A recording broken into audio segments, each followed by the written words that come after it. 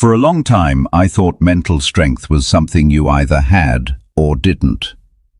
I believed some men were just built tougher, born calmer, more confident, more resilient. It took me years to understand how wrong that was.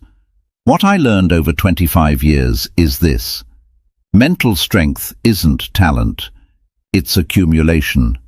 It's built quietly through moments no one applauds, through reactions you choose not to have, through days you show up even when nothing inside you feels ready. Most of my early years were messy.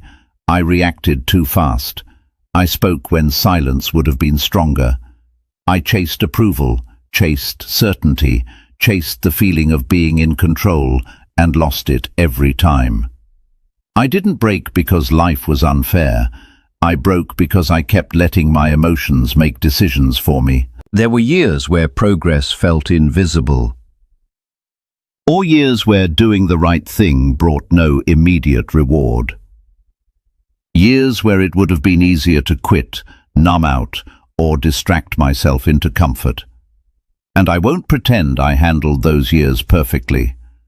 I didn't. But every mistake left a mark, and over time, those marks turned into lessons.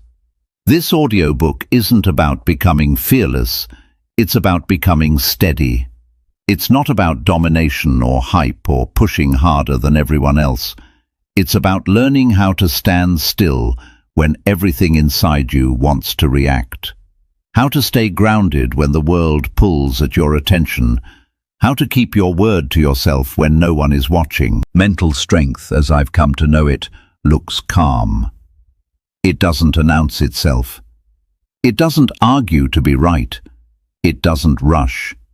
It waits. It observes. And then it acts with clarity. Over 25 years, I learned that strength grows when you stop trying to win every moment. When you stop explaining yourself to people who aren't listening. When you stop outsourcing your peace to circumstances you can't control.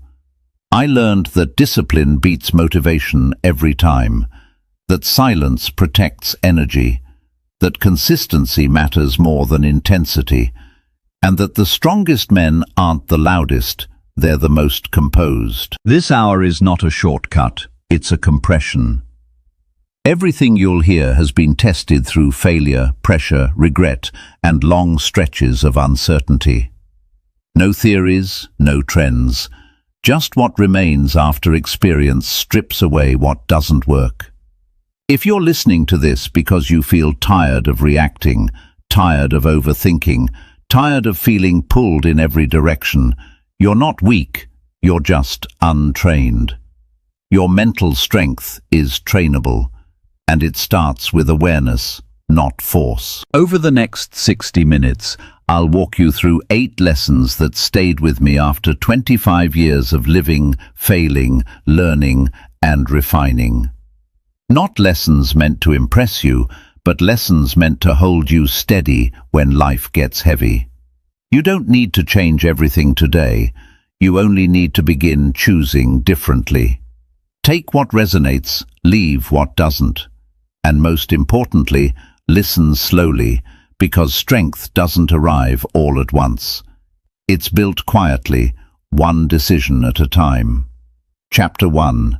Strength started when I stopped reacting. For most of my early life, I believed reacting quickly was a form of strength. If something bothered me, I responded immediately. If someone crossed a line, I pushed back. If I felt disrespected, I made sure it was known. At the time, it felt like confidence. In reality, it was a lack of control. I didn't understand that every reaction was a leak of power. I thought standing my ground meant proving a point. What I didn't see was how often my emotions were deciding for me, how easily other people could pull me into states I didn't choose. There were countless small moments. Arguments that didn't need to happen. Conversations that escalated because I couldn't let something go. Days that ended heavier than they started. Not because life was hard, but because I carried every emotional hit with me. No one teaches you this when you're young. You're told to speak up, to assert yourself, to never let anyone disrespect you. But no one tells you that reacting to everything is exhausting, and no one tells you how expensive it is. I remember a period in my life where I felt constantly tense, not angry all the time, but always on edge, like I was waiting for the next thing to respond to, the next comment, the next inconvenience, the next moment that required me to prove something. That state drains you quietly.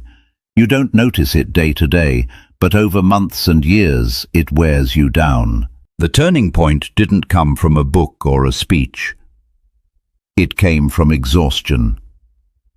I realized I was tired, not physically but mentally. Tired of replaying conversations, tired of justifying myself, and tired of carrying reactions long after the moment had passed. That's when I noticed something uncomfortable. The calmest people around me weren't the ones reacting fastest. They weren't the loudest. They weren't the most defensive. They were the ones who paused. They didn't rush to respond. They didn't explain themselves to everyone. They didn't treat every comment like a challenge. At first I misread that calm as weakness, but over time I saw how grounded they were, how little external chaos seemed to move them. That's when the idea began to form. What if strength isn't in the reaction, but in the restraint? I started experimenting with something simple. I delayed my responses. Not forever, just long enough to create space. When something irritated me, I didn't answer immediately. When someone said something sharp, I didn't match the energy. When I felt misunderstood, I didn't rush to correct it. At first, this felt unnatural, almost like I was swallowing something, like I was letting things slide that shouldn't slide. But something unexpected happened.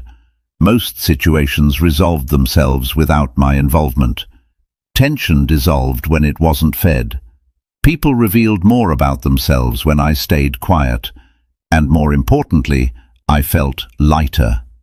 That pause became a form of protection. It separated what was happening from how I responded. And in that separation, clarity showed up.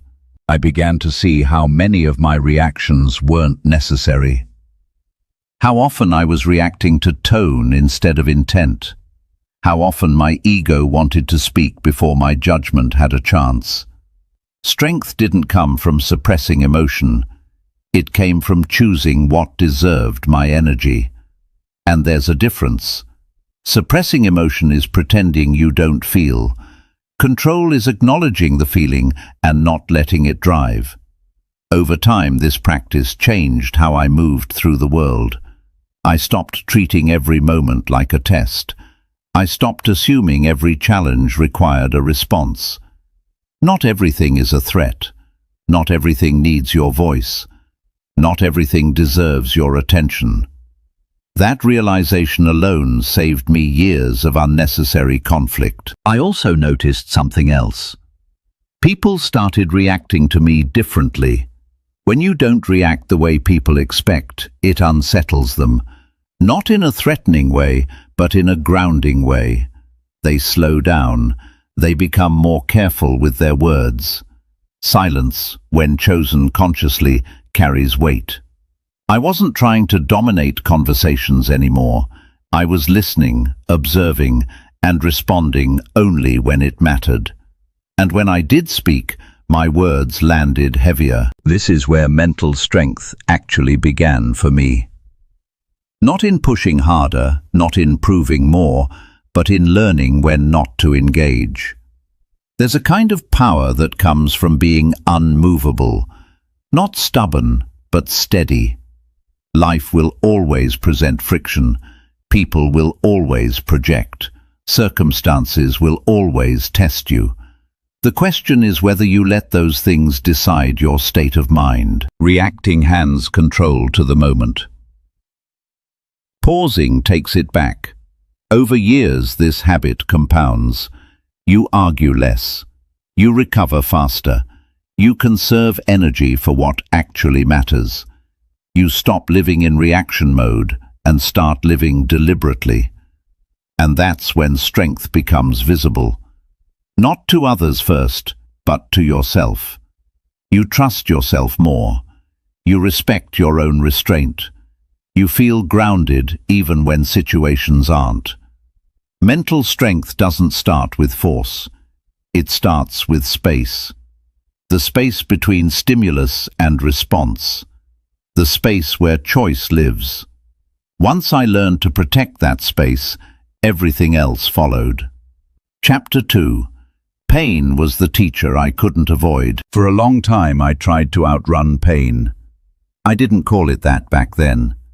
I called it staying positive, staying busy, staying productive. But looking back, it was avoidance. Whenever something hurt, failure, rejection, disappointment, I looked for a way around it. I distracted myself. I rationalized it. I told myself it didn't matter. But pain doesn't disappear when you ignore it. It waits. In my earlier years, every setback felt personal. If something didn't work out, I questioned my worth. If someone walked away, I replayed the moment over and over, trying to rewrite it in my head. If I failed publicly, I carried the weight privately. I thought strength meant not feeling those things. I thought strong men didn't sit with discomfort. They moved on fast. They stayed unfazed. And that belief cost me years. Pain kept showing up in different forms. Missed opportunities, broken trust, moments where I knew I could have handled things better but didn't. Each time I looked for relief instead of understanding, and each time the lesson came back louder. The shift happened slowly, not all at once. I started noticing a pattern. Every time I avoided pain, it returned stronger. Every time I numbed it, it extended its stay. Eventually, I reached a point where distraction stopped working. The discomfort followed me even into the things I used to enjoy. Rest didn't feel like rest anymore. Silence felt heavy instead of peaceful. That's when I stopped asking, "How do I get rid of this?" and started asking, "What is this trying to show me?" That question changed everything. Pain, I realized, isn't random. It points. It highlights what's misaligned. It exposes habits that no longer serve you. When I finally sat with it without trying to fix it, justify it, or escape it, I saw clearly. Some of my pain came from choices I kept repeating. Some came from expectations I never questioned. Some came from holding on to versions of myself that were already outdated. None of that felt good to admit, but it was honest. Mental strength didn't grow when the pain disappeared. It grew when I stopped running from it. I learned that discomfort isn't the enemy. Resistance is. There's a difference between pain that sharpens you and pain that erodes you. The difference is attention. When you face pain directly, it teaches. When you avoid it, it lingers. I started doing something uncomfortable on purpose. When something hurt, I stayed with it a little longer, not to suffer, but to understand. I asked myself hard questions. What part of this is my responsibility? What am I refusing to let go of? What pattern is repeating here? Those questions didn't always have immediate answers. Sometimes they just sat there unresolved. But even that was progress, because for the first time I wasn't numbing the signal. Over time I noticed something surprising. The intensity of pain decreased, not because life got easier, but because I stopped adding resistance. I stopped telling myself it shouldn't feel this way. I stopped comparing my timeline to others. I stopped expecting growth without discomfort. Pain became information, not identity. That shift brought a quiet confidence, not optimism but stability. I trusted myself more, knowing I could sit with discomfort without collapsing or reacting blindly. I didn't need immediate relief anymore. I needed clarity. This is where many men get stuck. They confuse strength with comfort. They build their lives around avoiding anything that feels heavy, but avoidance creates fragility. If your peace depends on everything going smoothly, it isn't peace, it's luck. Mental strength is knowing you can remain steady even when things feel wrong, even when answers aren't clear, even when the discomfort stays longer than you'd like. I also learned that pain has layers. The first layer hurts, the deeper layer teaches, and beneath that is release. But you only reach that point if you stay present. This doesn't mean you dwell. It means you don't rush yourself out of the experience. I stopped asking pain to leave. I asked it to finish its message. That alone prevented countless repeated mistakes. The strongest people I've met weren't pain-free. They were pain-literate. They knew what to listen for. They knew when discomfort meant adjustment and when it meant endurance. That literacy isn't taught, it's earned. And it earns you something valuable, resilience that doesn't rely on circumstances. Over years of facing discomfort instead of escaping it, I became less reactive, less defensive, more grounded. I didn't need everything to feel good to function well. That's real strength. Pain didn't make me bitter. Avoidance almost did. Once I understood that, I stopped seeing hardship as an interruption. I saw it as part of the process, not something to fear. Not something to rush past, but something to move through deliberately. Mental strength isn't about seeking pain, it's about not wasting it. When you stop running, pain stops chasing, and in that stillness, clarity finally has room to speak. Chapter 3. Discipline replaced motivation. For a long time, I waited to feel ready. Ready to start. Ready to commit. Ready to be consistent. I told myself I was being patient, that I was waiting for the right moment, the right mindset, the right energy. What I didn't realize was that I was outsourcing responsibility to motivation, and motivation is unreliable. In the early years, I believed motivation was the engine of progress. When I felt inspired, I worked harder. When I felt confident, I showed up fully. When motivation disappeared, so did my discipline. That cycle felt normal. It felt human, and it quietly kept me stuck. There were stretches of time where I made strong starts and weak finishes. I'd commit intensely for a few weeks, then fade. I'd promise myself consistency, then negotiate excuses when the feeling wasn't there. See, I wasn't lazy. I was inconsistent, and inconsistency erodes self-trust faster than failure ever could. Each time I broke a promise to myself, something small but important weakened. Not my ability, but my belief that I could rely on myself. That's when I started noticing something about the people I admired most. They weren't always motivated. In fact, many of them rarely talked about motivation at all. They talked about standards, routines, non-negotiables. They didn't wait to feel like doing the work. They did the work because that's who they had decided to be. That idea challenged me. I had built my identity around how I felt. They had built theirs around what they did. The shift didn't happen overnight. At first, discipline felt cold, rigid, unforgiving. Motivation felt exciting. Discipline felt boring, but boredom turned out to be powerful. I started small, not because small was easier, but because it was sustainable. I stopped aiming for intensity and aimed for repeatability. On days when I felt sharp, I did the work. On days when I felt dull, I did the work. On days when nothing inside me wanted to move, I did the work anyway, just less of it. That's when something unexpected happened. Progress stopped depending on my mood. I no longer needed to wake up feeling inspired to move forward. I only needed to follow the system I had already chosen. Discipline became a form of self-respect, not punishment, not force. Respect. I wasn't pushing myself to prove anything. I was showing up because I said I would. Over time, that consistency rebuilt something motivation never could. Trust.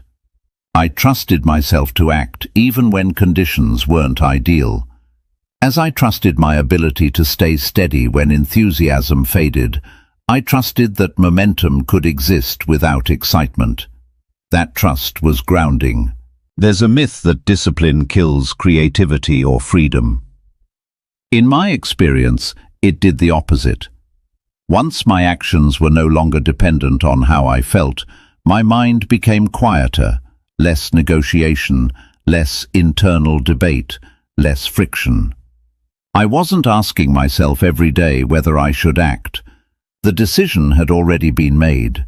Mental strength grew in that simplicity. I also learned that discipline doesn't mean doing everything. It means doing what matters consistently. I stopped overwhelming myself with unrealistic expectations. I focused on a few behaviors I could sustain even on my worst days. That's where discipline becomes real. Anyone can be disciplined when life is smooth, and strength is built when discipline survives friction. There were days when I wanted to quit routines I had committed to, days when skipping felt harmless. Just this once, just today. But every time I honored the commitment instead, something shifted internally. Not immediately, but cumulatively, I became less reactive to discomfort, less dramatic about effort, more neutral toward resistance. Work became something I did, not something I argued with. This wasn't about grinding endlessly. It was about removing unnecessary emotion from action. Discipline made effort quieter. I no longer needed to hype myself up. I didn't need external validation. I didn't need perfect conditions. I needed consistency. And consistency, repeated long enough, builds identity. I stopped seeing myself as someone who tries when motivated. I started seeing myself as someone who follows through. That identity changed how I carried myself, how I made decisions, how I handled pressure. When challenges came, I didn't panic. I defaulted to structure. Motivation is emotional. Discipline is structural. Emotions fluctuate. Structures hold. That distinction matters more than most people realize. Mental strength isn't about feeling powerful. It's about remaining functional when you don't. Discipline gives you that stability. It doesn't eliminate resistance. It removes its authority. Over years of choosing discipline over motivation, I noticed another shift. My emotions stabilized. Not because I suppressed them, but because they weren't running the show anymore. I could feel tired without stopping, feel bored without quitting, feel uncertain without freezing. That's freedom. The irony is that motivation came back once it wasn't required. It showed up as a byproduct, not a prerequisite. But even when it disappeared again, nothing collapsed. That's the quiet strength discipline builds. You stop needing to be convinced. You stop waiting to feel ready. You act from decision, not emotion. And once you experience that stability, it's hard to go back. Discipline doesn't make you rigid. It makes you reliable. And reliability to yourself is one of the strongest forms of mental strength there is. Chapter 4. I learned to control my inner dialogue. For a long time, I didn't realize how much damage my own voice was doing. Not the voice I used with other people, but the one that spoke when no one else was around. the one that narrated my failures, the one that commented quietly when things didn't go as planned. That voice was always there, critical, impatient, unforgiving. I thought it was helping me stay sharp. I told myself I was being honest, that I was holding myself to a high standard. But honesty without balance becomes sabotage. Every mistake triggered a familiar script. You should have known better. Why do you always do this? You're falling behind. Others are handling this better than you. I didn't notice it at first because it felt normal. I assumed everyone talked to themselves this way. So I assumed mental strength meant tolerating that pressure. What I didn't see was how that inner dialogue was shaping my behavior. It didn't push me forward. It made me tense. It narrowed my thinking. It made every challenge feel heavier than it needed to be. Over time, I realized something uncomfortable. The way I spoke to myself, I would never speak to someone I respected. That realization stopped me cold. If strength was about control, then why was I letting my own mind run unchecked? I began paying attention, not to my thoughts, but to the tone behind them. There's a difference between guidance and attack, between correction and condemnation. My inner voice wasn't correcting me, it was punishing me. And punishment doesn't build discipline, it builds avoidance. I started noticing patterns. When my inner dialogue was harsh, I procrastinated more. When it was rigid, I resisted effort. When I was impatient, I rushed to make decisions. The voice that claimed to push me was actually slowing me down. Mental strength, I learned, isn't about silencing that voice. It's about training it. I didn't try to replace it with positivity. That felt fake. Forced optimism only created more resistance. Instead, I aimed for something simpler: neutrality. When I made a mistake, I stopped labeling myself. No more "I'm failing." No more "I'm not cut out for this." I focused on behavior, not identity. What happened? What can be adjusted? What's the next step? That shift alone reduced internal friction. I wasn't letting my mind spiral into conclusions. I was keeping it grounded in the process. At first, this took effort. The old voice didn't disappear quietly. It pushed back, and it insisted it was necessary, but I stayed consistent.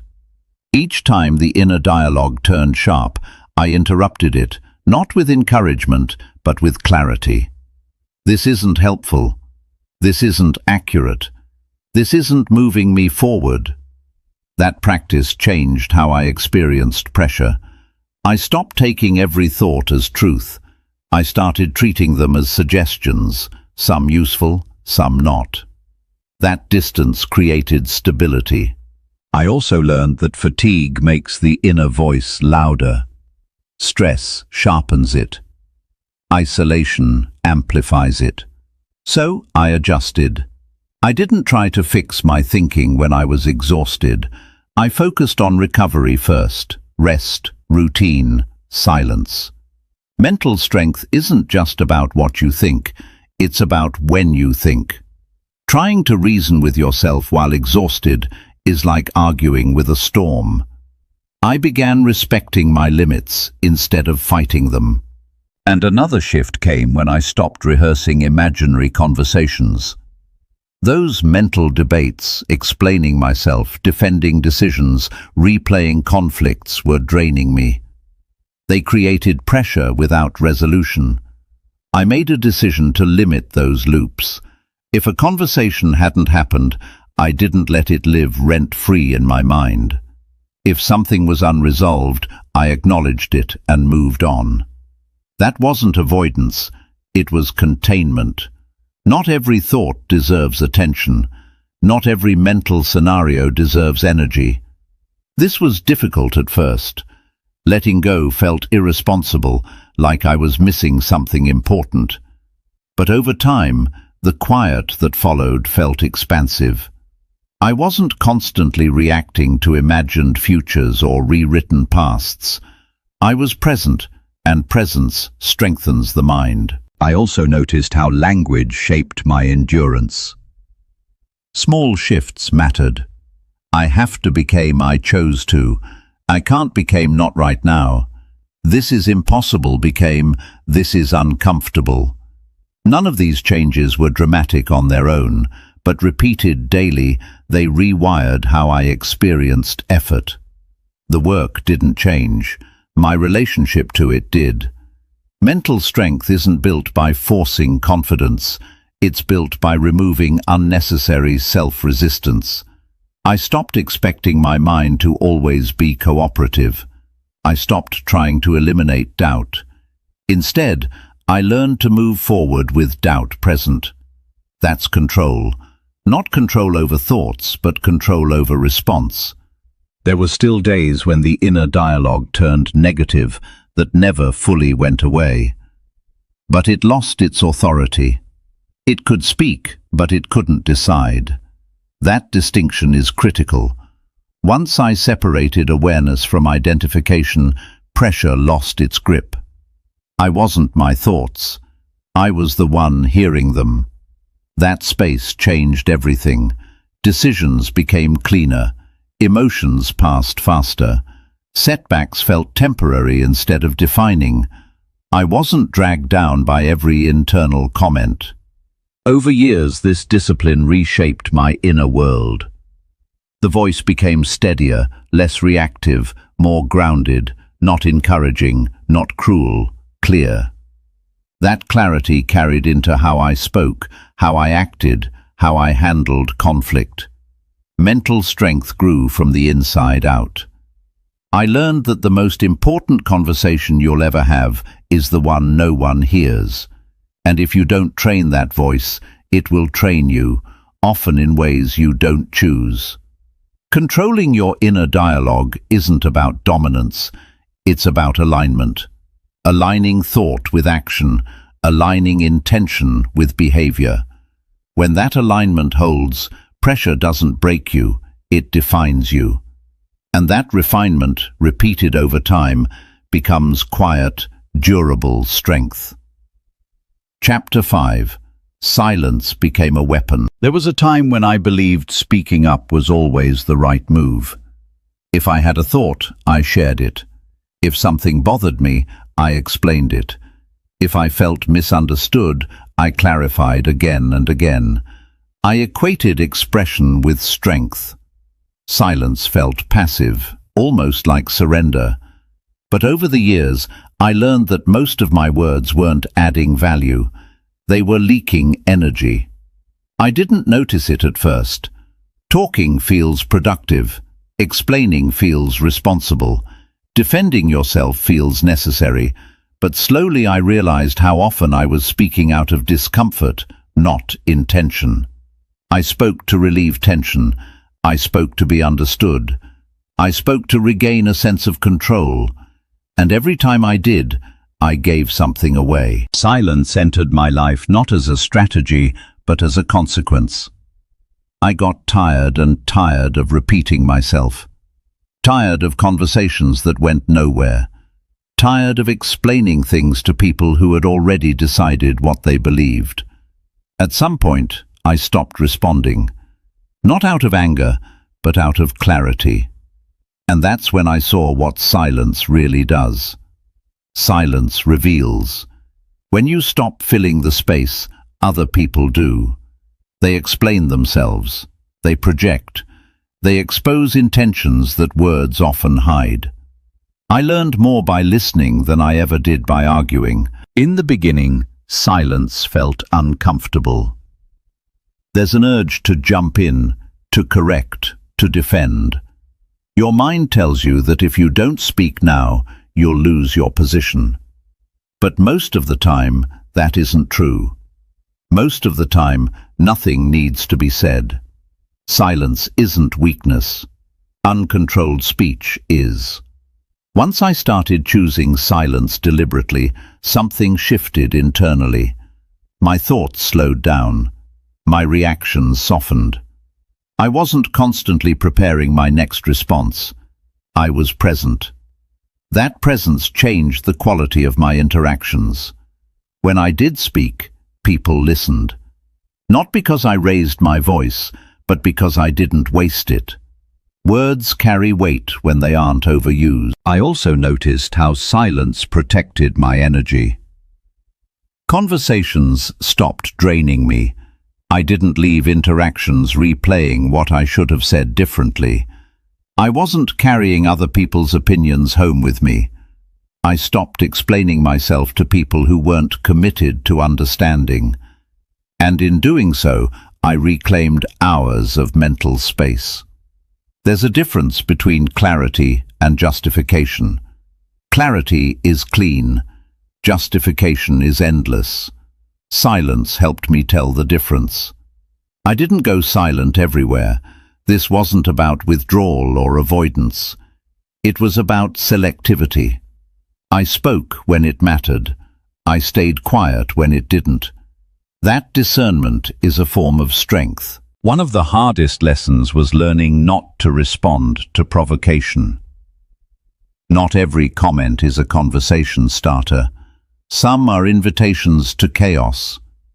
In the past, I accepted every invitation. Now I decline most of them. Silence disarms provocation. It denies oxygen. People often escalate when they don't get the reaction they expect.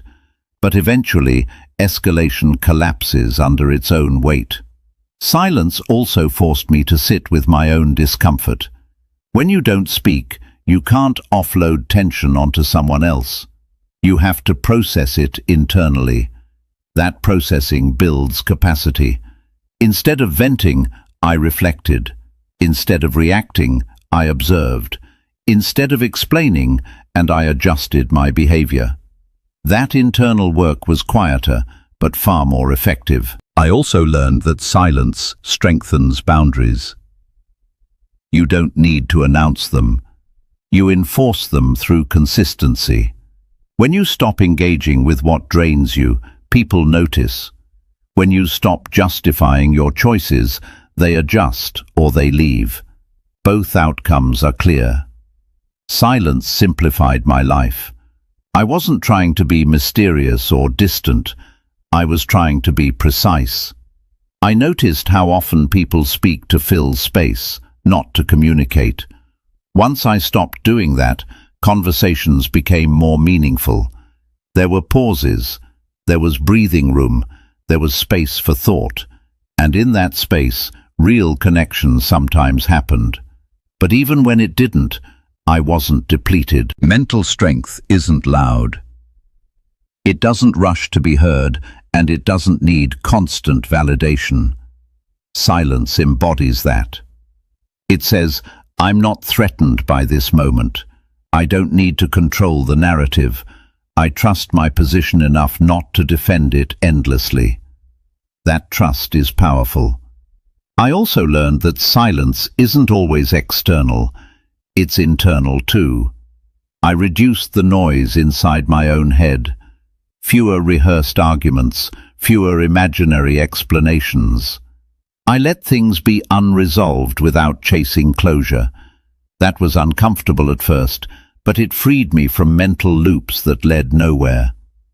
Not everything needs resolution today. Not every misunderstanding needs correction.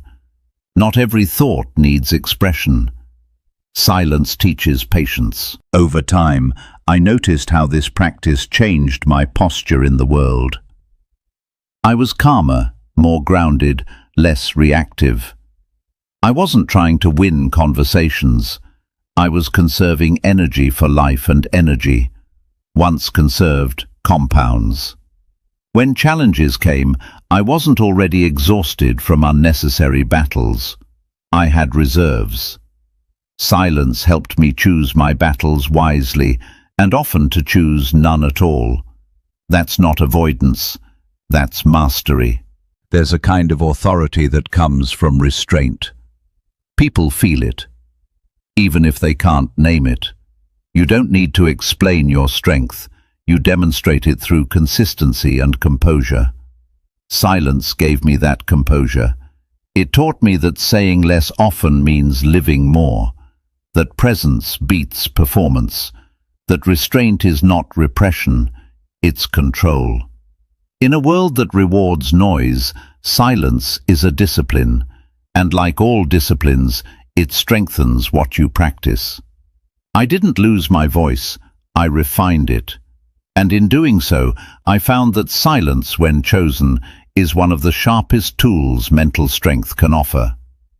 Chapter 6. Mental strength is doing the right thing. Unseen. For a long time I believed effort only mattered if it was visible. If no one noticed, it felt optional. If there was no recognition, it felt pointless. That belief shaped more of my behavior than I realized. I worked harder when eyes were on me. I stayed disciplined when accountability was external. And when no one was watching, my standards quietly dropped. Not dramatically, just enough to feel harmless. Skip this once. Delay that today. No one will know. But I knew.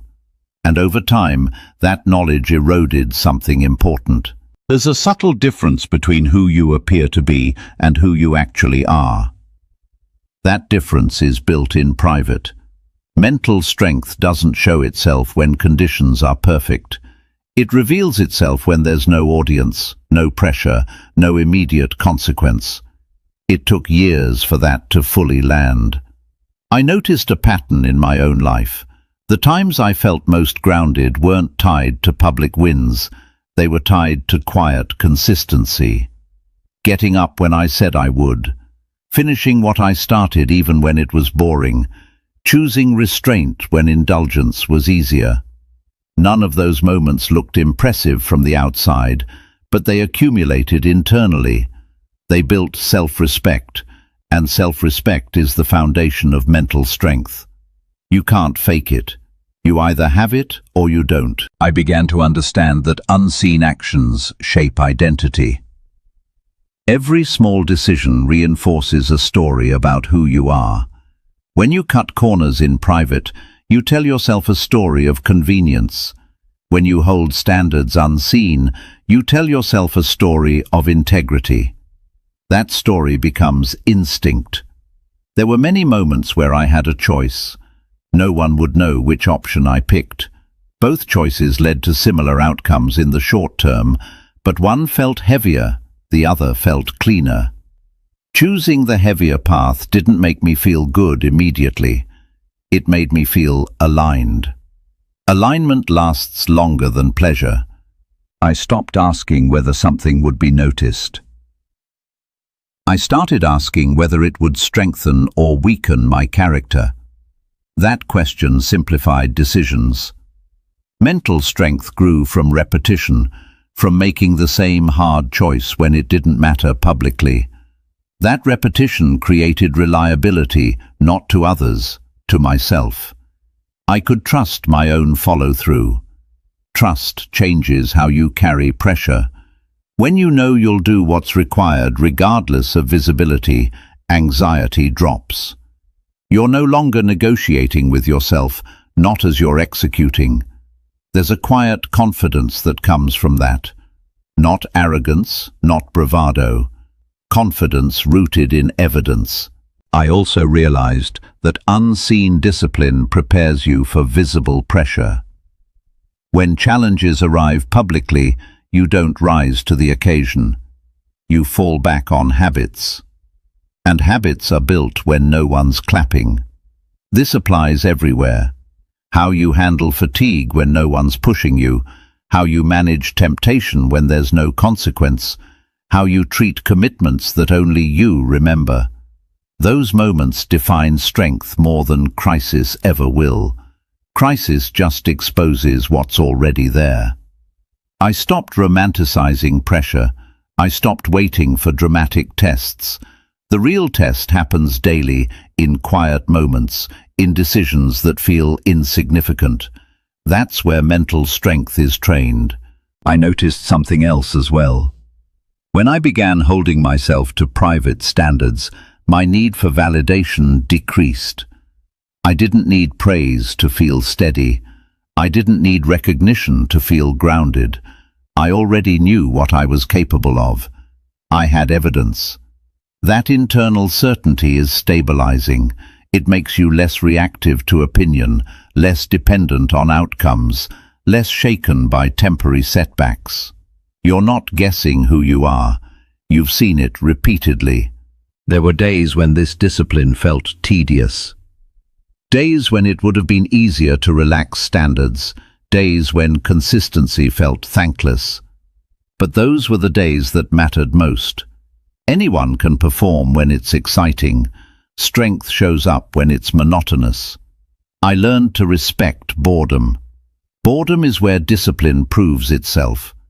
I didn't chase intensity anymore. I chased continuity. Doing the right thing unseen also clarified my values. It forced me to decide what actually mattered, not what looked good, not what sounded impressive, what mattered when stripped of performance. That clarity simplified my life. I stopped overcommitting. I stopped saying yes to things I wouldn't follow through on privately. I aligned promises with capacity. That alignment reduced friction. Mental strength isn't about pushing endlessly. It's about consistency within limits. Unseen discipline also changed how I handled temptation. Instead of resisting aggressively, I created structure. I removed unnecessary friction points. I set rules in advance. When decisions are made ahead of time, willpower becomes irrelevant. That's real strength. Not heroic resistance, but intelligent design. I stopped relying on mood. I relied on systems. And systems don't care how you feel. They function quietly daily. Over time, this way of living reshaped my self-image. I wasn't someone who tried hard occasionally. I was someone who followed through reliably. That shift mattered more than any external success, because success fluctuates. Identity stabilizes. Mental strength built in private shows up publicly without effort. You don't have to summon it. It's already there. You respond calmly under pressure because calm is familiar. You stay disciplined during chaos because discipline is routine. Nothing feels forced. That's the payoff of unseen work. And I also learned that cutting corners privately always shows up eventually.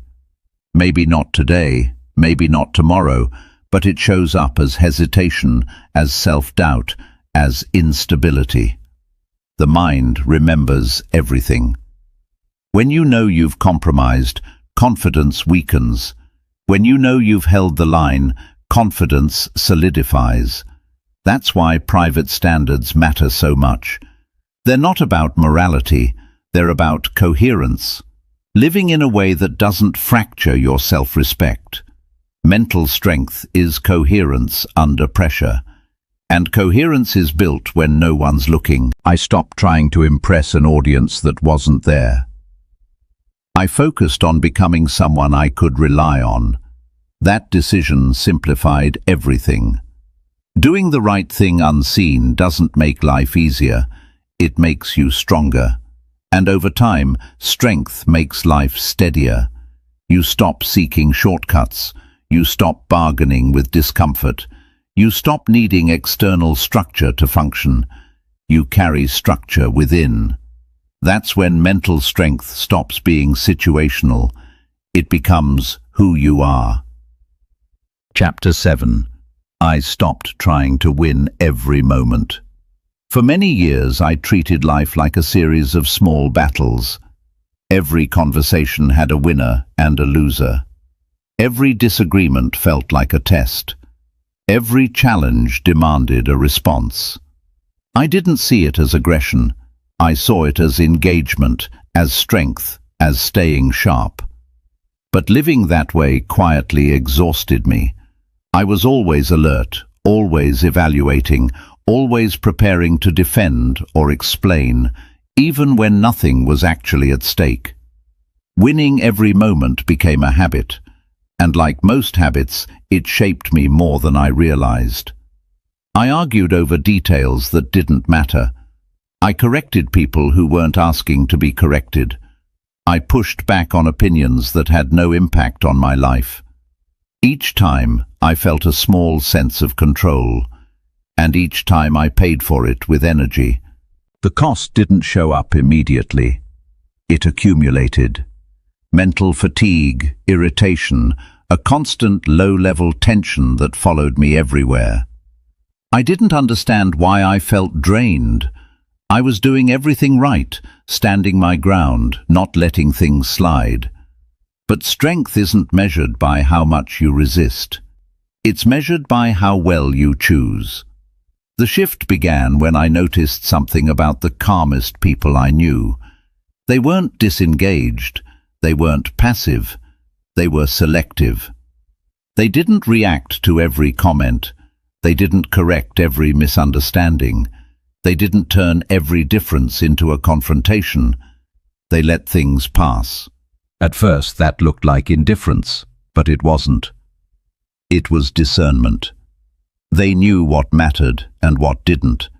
I realized I had been spending energy trying to win moments that offered no real return, moments that didn't move my life forward, moments that only fed my ego. And ego is expensive. The day I stopped trying to win everything was the day I started conserving strength. I began asking a simple question before responding. Does this actually matter tomorrow? Most of the time the answer was no. That question changed my behavior more than any rule ever could. When I didn't engage, something interesting happened. The world didn't collapse. People didn't walk all over me. Respect didn't disappear. In fact, the opposite happened. The less I fought, the steadier I became. The steadier I became, the less people tested me. Not because I was intimidating, but because I wasn't reactive. There's a quiet authority in someone who doesn't need to win every exchange. I also learned that winning moments often means losing perspective. You focus so tightly on being right that you forget to ask whether being right even matters. Many arguments are about control, not truth, about identity, not resolution. Once I saw that, it became easier to step back. I stopped treating disagreement as a threat. I stopped interpreting differences as disrespect. Not everyone is speaking to challenge you.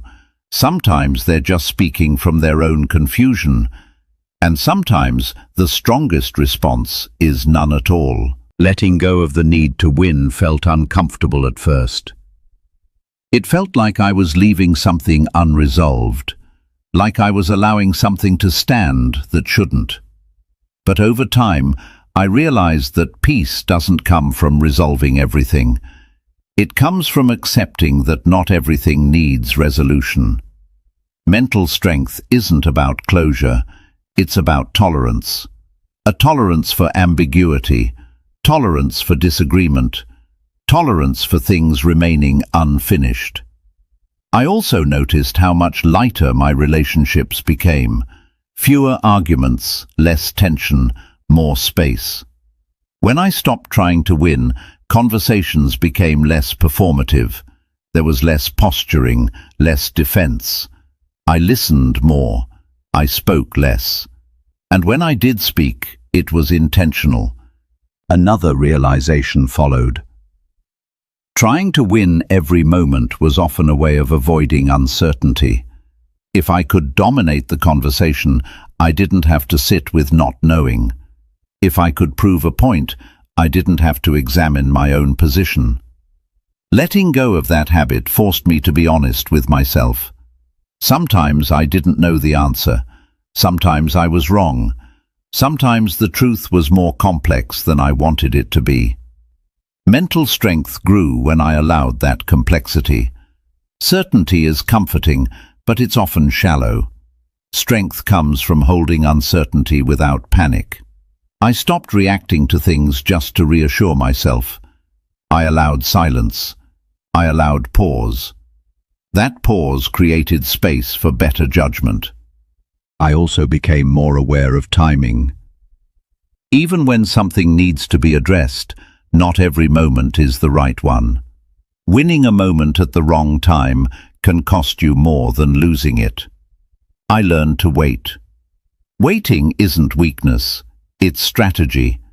When you stop rushing to win, you start seeing patterns. You understand people better. You notice what's worth engaging and what isn't. That awareness sharpened my decisions. I wasn't wasting energy on trivial conflicts. I was reserving it for situations that actually required strength. That reserve mattered. When real challenges arrived, ones that couldn't be ignored, I had the capacity to face them calmly. I wasn't depleted from dozens of unnecessary battles. Mental strength isn't about constant resistance, it's about endurance. Endurance requires conservation. I also noticed how letting go of small wins improved my emotional stability. I wasn't riding constant highs and lows based on interactions. My state became steadier, less dependent on external validation. I didn't need to feel superior to feel grounded. That independence is powerful. It frees you from the need to dominate. It frees you from comparison. It frees you from constant tension. I stopped measuring my worth through outcomes of conversations, son. I measured it through alignment with my values. Did I act with restraint? Did I maintain composure? Did I choose clarity over ego? Those questions replaced the need to win. Over time, this approach reshaped my identity. I wasn't someone who needed to prove himself constantly. I was someone who could choose when to engage and when to walk away. Walking away isn't quitting, it's prioritizing. You can't carry everything. You shouldn't try. Mental strength is knowing what to put down. By releasing the need to win every moment, I reclaimed energy, focus, and calm. I stopped fighting shadows. I stopped chasing validation. And in that quiet, my strength matured. Not sharp, not aggressive, steady. That steadiness carried me through situations that once would have consumed me. I didn't win every moment anymore, but I started winning where it counted, and that made all the difference. Chapter 8. Strength became calm, not hard. For a long time I thought strength had to look a certain way. Hard, sharp, unyielding. I believed strong men were intense, driven, always pushing forward. They carried pressure visibly. They moved fast. They spoke with certainty. And for years I tried to shape myself into that image. I tightened my jaw. I pushed through fatigue. I ignored signs that something inside was wearing down. I mistook tension for power. But tension is fragile. It cracks under pressure. What I didn't understand then was that true mental strength doesn't feel heavy. It feels stable. The shift didn't happen suddenly.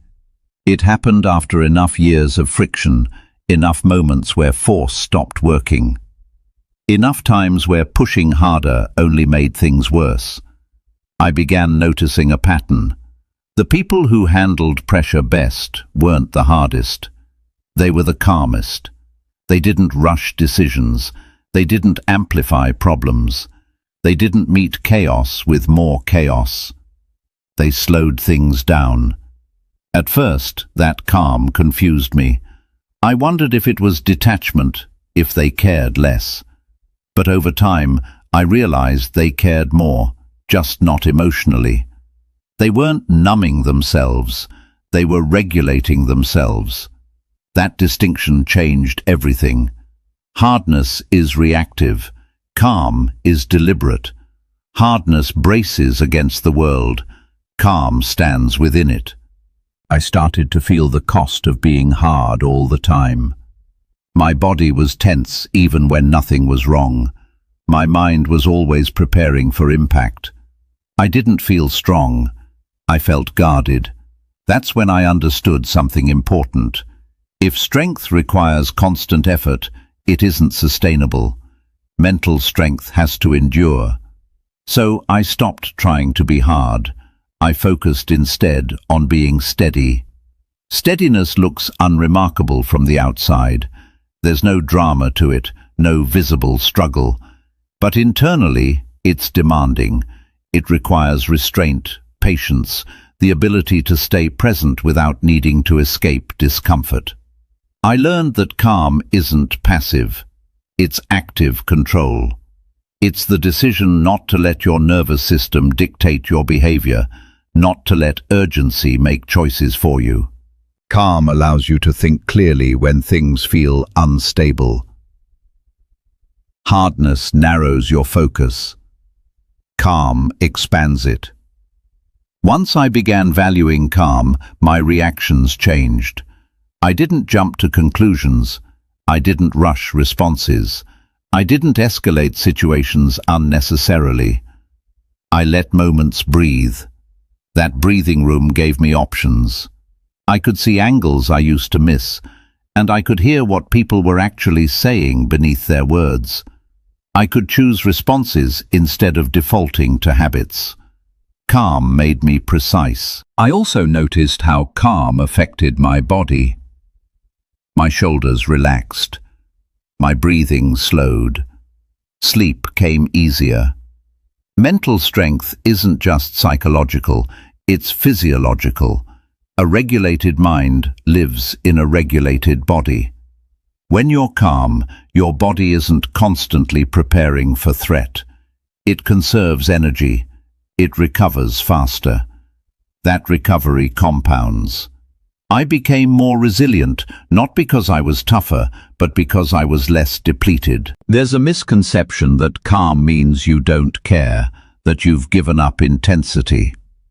In reality, calm gives intensity direction. Instead of spreading effort everywhere, you apply it where it matters. I stopped overreacting to minor stresses. That left me with capacity when real challenges appeared. And when they did, I didn't panic. I didn't need to become aggressive or forceful. I stayed composed. That composure carried authority. People feel it when you're not rattled, when you don't mirror their anxiety, when you don't rush to defend yourself. Calm communicates confidence without words. I also learned that calm makes decision-making cleaner. When emotions aren't spiking, judgment sharpens. You're less likely to regret what you choose, less likely to say things you can't take back. Hardness often leads to repair. Calm prevents damage. Over time, I stopped equating strength with effort. I stopped measuring myself by how much I could endure. Instead, I measured myself by how well I could remain balanced. Balance doesn't mean comfort. It means proportion. Responding in proportion to reality, not emotion. That skill took years to develop. It required unlearning habits that once felt protective. But once it settled, everything changed. I no longer needed to prove strength. I embodied it quietly. Challenges didn't disappear. Life didn't soften. But my relationship to difficulty transformed. I wasn't fighting life anymore. I was moving with it. That shift freed up enormous energy. Energy that used to be spent resisting reality was now available for building something meaningful. Mental strength matured into presence, being fully where I was without bracing for impact. Presence isn't flashy. It doesn't announce itself, but it anchors you. I could sit in uncertainty without rushing resolution. I could face criticism without internal collapse. I could experience discomfort without immediately trying to escape it. That ability is rare, and it's powerful. Calm also taught me humility. Hardness often hides fear behind force. Calm acknowledges fear without letting it lead. I didn't need to dominate my emotions. I needed to understand them. Once understood, they lost their grip. I learned that calm isn't something you switch on in crisis. It's something you practice daily. In small moments, in traffic, in conversation, in silence. Each time you choose calm over reaction, you strengthen it. Over years, those choices stack until calm becomes your default. And when calm is your default, pressure loses its power over you. You don't need to become harder as life gets heavier, but you need to become steadier. That's the final lesson 25 years taught me. Mental strength doesn't peak in aggression or intensity. It settles into clarity. It becomes quiet confidence, measured response, unshakable presence. Strength at its highest level doesn't look like force. It looks so calm that nothing can pull it apart. And once you experience that kind of strength, you stop chasing anything louder. You've already arrived where power actually lives. Conclusion. This hour was never meant to impress you. It was meant to steady you. Everything you've heard came from years of pressure, correction, and quiet repetition. Not from moments of triumph, but from moments of adjustment. From noticing what broke me down and slowly removing it. From noticing what held me together and protecting it. Mental strength isn't a personality trait. It isn't something reserved for a certain type of man. It's a relationship you build with your own reactions, your habits, and your inner standard. Over these chapters, one pattern should be clear. Strength didn't arrive through force. It arrived through restraint. Through choosing not to react. Through staying present with discomfort. Through discipline when motivation faded. Through silence instead of explanation. Through doing the right thing when no one was watching. Through letting go of the need to win. Through learning to stay calm instead of hard. None of this requires perfection. It requires consistency. Mental strength isn't built by dramatic change. It's built by small decisions repeated under pressure. Decisions no one celebrates. Decisions that don't feel heroic. Decisions that quietly shape who you become. You don't need to adopt every idea from this audiobook. You don't need to overhaul your life. You don't need to become someone else. You only need to choose one standard and honor it today. Maybe it's pausing before reacting. Maybe it's holding discipline without motivation. Maybe it's choosing silence instead of explanation. Maybe it's keeping a promise no one knows about. That's how strength starts. Not loudly, not all at once, but deliberately. The world will always pull at you, demand reactions, invite comparison, reward noise. Mental strength gives you the ability to remain centered inside that pull, to move without being dragged, to act without being rushed, to decide without being pressured. That steadiness becomes visible over time, in how you speak, in how you carry pressure, in how little chaos controls you. And when life becomes heavy, and it will, you won't need to search for strength. You'll already be standing in it. If there's one thing worth remembering from this hour, let it be this. You don't need a stronger world. You need a steadier mind. Everything else follows from there. Take this hour with you, not as inspiration, but as reference. Return to it when you feel pulled off center. When reactions creep back in. When pressure feels louder than clarity. Strength isn't something you achieve and keep forever. It's something you practice quietly, daily, on purpose. And if you do that long enough, you won't need to prove it to anyone. You'll know.